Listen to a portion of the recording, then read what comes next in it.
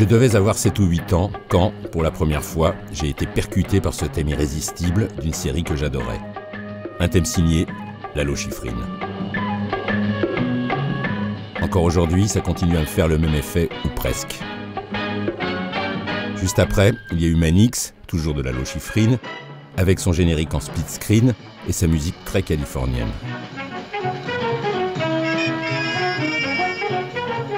Dans ma campagne profonde, j'étais aux anges.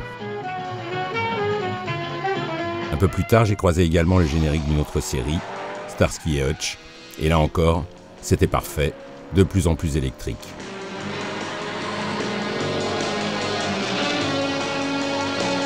Entre-temps, j'avais vu Bullitt, et je n'ai jamais oublié l'effet qu'a produit sur moi ce thème de générique absolument imparable.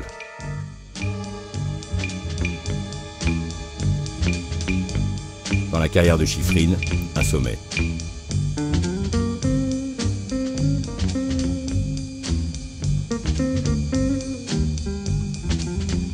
Quant à l'inspecteur Harry, ce funk urbain infernal et surtout cette voix venue d'ailleurs n'ont fait que renforcer ma passion pour le grand Lalo Schifrin.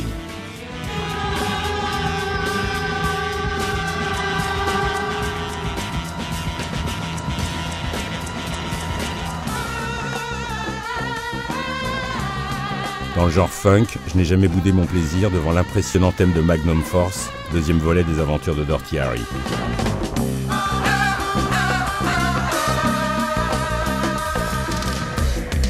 Après, toujours chez l'inspecteur Harry, il y a eu Sudden Impact avec ce son très années 80 dans lequel Schifrin s'était levé avec une certaine aisance. Au début, j'étais un peu réticent, mais j'ai fini par m'y faire. Tout comme pour les sons synthétiques de The Deadpool, le dernier Harry. Schifrin y était allé un peu fort, mais bon, j'ai tendance à tout lui pardonner au grand Lalo. Sinon, un peu avant Harry, déjà de Don Siegel et déjà avec notre homme Clint, je n'avais rien contre cette musique très percussive dans Un shérif à New York.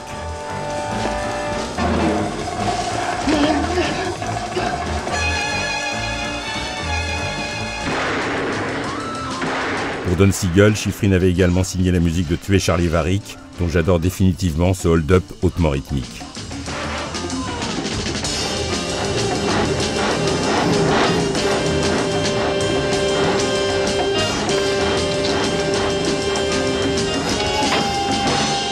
Entre Siegel et Schifrin, c'était décidément le grand amour, la preuve avec cette symphonie un peu dissonante en plein soleil, du meilleur effet dans Un espion de trop.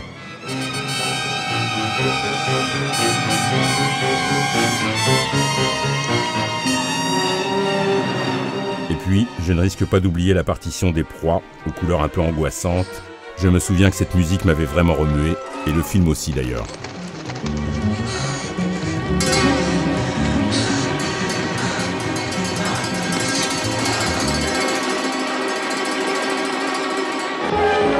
Pour rester encore un peu avec Clint et Lalo, j'aimais bien aussi ce petit hommage bien senti à Ennio Morricone dans De l'or pour les braves.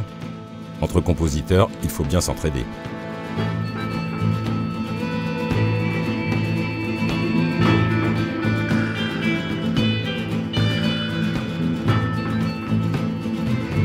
Dans le genre grand thème schifrinesque, je ne boude évidemment pas mon plaisir devant celui d'Opération Dragon, avec ses cris farouches et ses motifs forcément chinois.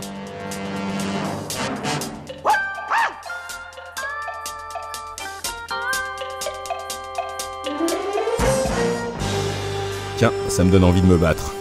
Enfin pour ça, mieux vaut s'adresser à l'homme de la situation, Bruce Lee, avec cuivre et percussion à la clé.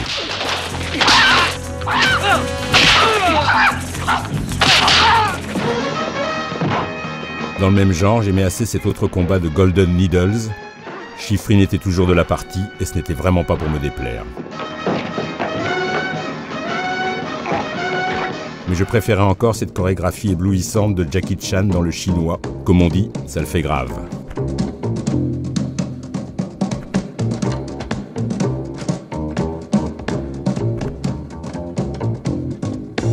Et puis, Jackie Chan et Lalo Schifrin, One More Time, dans le plus récent Rush Hour, c'était pas mal non plus.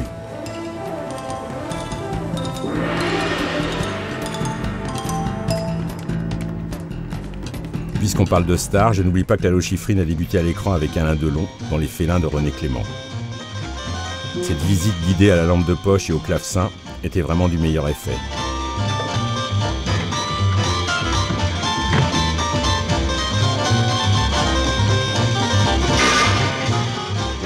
Quant à cette danse de Jane Fonda, toujours dans Les Félins, franchement, je vois mal comment on peut envisager d'y résister. You like this dance? Vincent, you know what it is? The twist? The twist. No, it's the surf. Sinon, Schifrin avait retrouvé Delon juste après dans Les Tueurs de San Francisco de Ralph Nelson, un des seuls films américains de notre star française. Le maître rythmicien qui était déjà Schifrin y régnait forcément sans partage.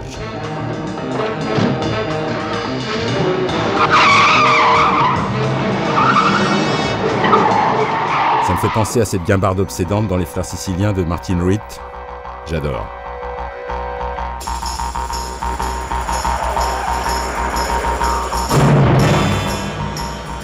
Ou même, toujours en bagnole, à cette musique de Schifrin lancée à un train d'enfer dans Carnage de Michael Ritchie. Pas mal non plus.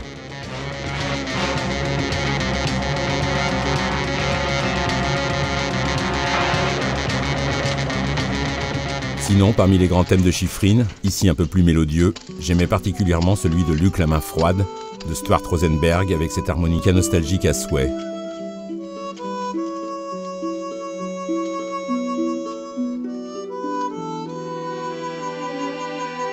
Stuart Rosenberg qui était devenu un complice de notre ami Lalo. Ils avaient d'ailleurs récidivé peu après dans WUSA, où John Woodward faisait équipe avec son mari, Paul Newman, et où Schifrin utilisait étonnamment la guitare et la flûte.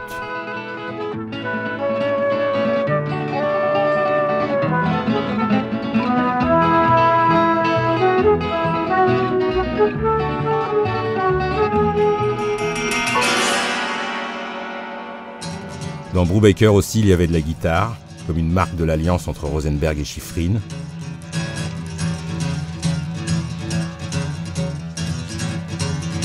Dans un autre style, et toujours chez Stuart Rosenberg, il y avait aussi ce son de cymbalum particulièrement doux à mes oreilles, au générique du Voyage des damnés.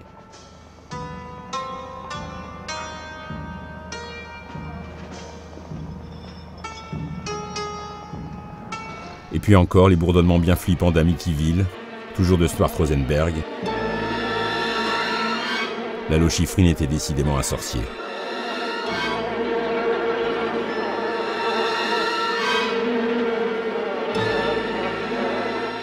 Après ça, j'avais envie d'un peu de douceur, et là, le thème pastoral de The Fox était absolument idéal.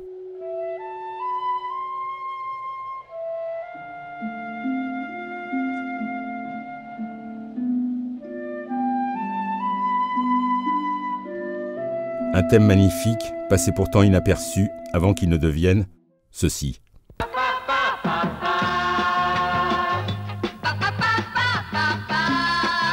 Eh oui, la pub avait parfois du bon.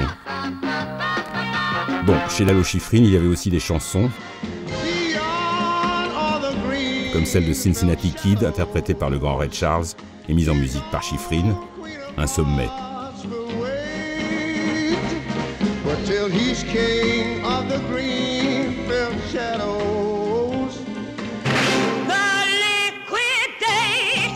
Cette interprétation puissante de Shirley Bassey dans Le Liquidateur avait de la gueule elle aussi. Comme si Lalo Schifrin faisait un peu son James Bond, ou plutôt son John Barry.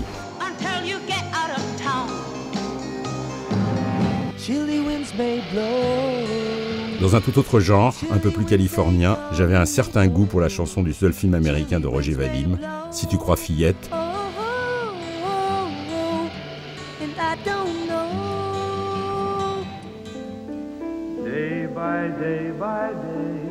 Et dans un style nettement plus mélancolique, la chanson de Harry in Your Pocket avait fait vibrer chez moi une corde sensible.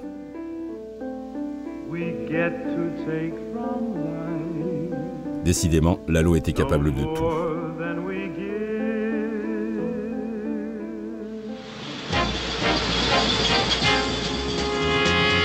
Mais dans Harry in Your Pocket de Bruce Geller, le producteur de Mission Impossible, je préférais ce thème éblouissant que j'aimerais bien entendre plus souvent dans le métro parisien.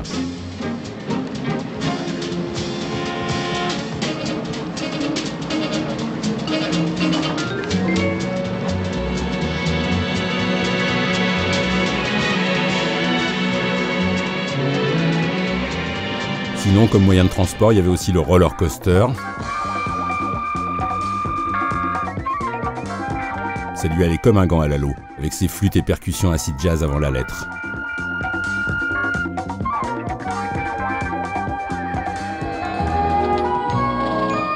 Ou alors, encore mieux, le deltaplane, dans Intervention Delta de Douglas E. Cox, un moyen de transport économique qui avait inspiré à Lalo cette valse absolument délicieuse, assez inattendue quand on connaît le compositeur.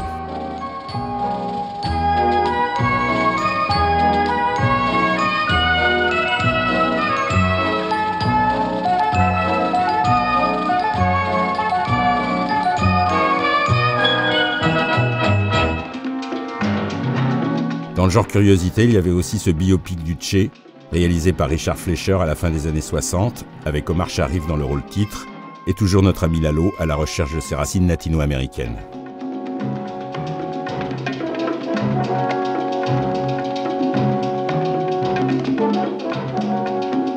Mais c'est beaucoup plus tard, dans Tango de Carlos Saura, qu'il avait retrouvé son argentinité, notamment dans cette chorégraphie totalement percussive.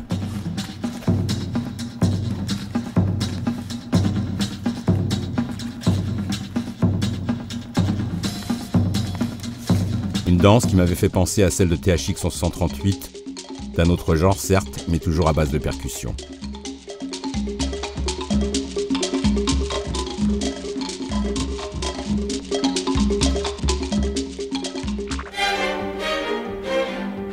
En quête de nature, j'avais fini par tomber sur ces plans de duel dans le Pacifique de John Boorman, avec cette musique pour cordes et percussions, forcément signée Lalo Schifrin.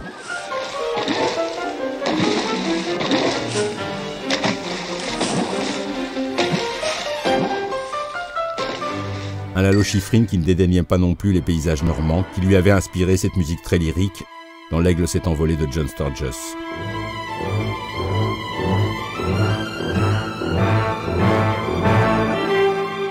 Ça ne l'empêchait évidemment pas d'aimer aussi les paysages westerniens de Joe Kidd, du même John Sturges. L'inspiration était toujours au rendez-vous.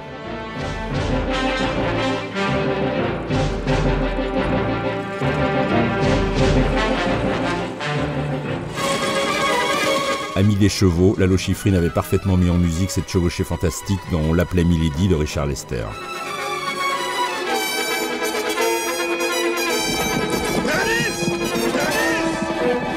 Et même cette petite balade bien sympathique avec Rock Hudson et Claudia Cardinal, dans Les yeux bandés de Philip Dunn.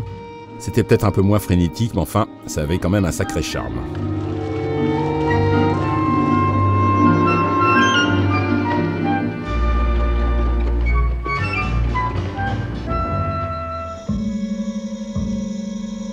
Avec les chats, dans Eye of the Cat, l'affaire prenait un tour un peu plus inquiétant, ce qu'avait parfaitement compris l'ami Lalo.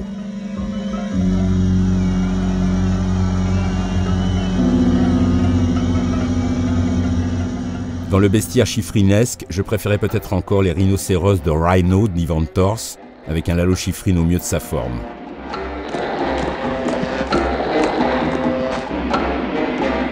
Atari de Hawks et Mancini n'étaient pas très loin.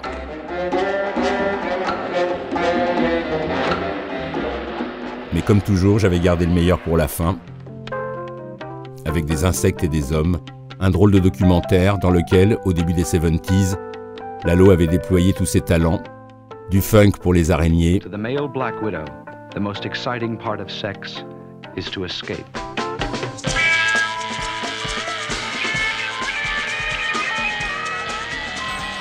et cette couleur plus féerique pour les papillons.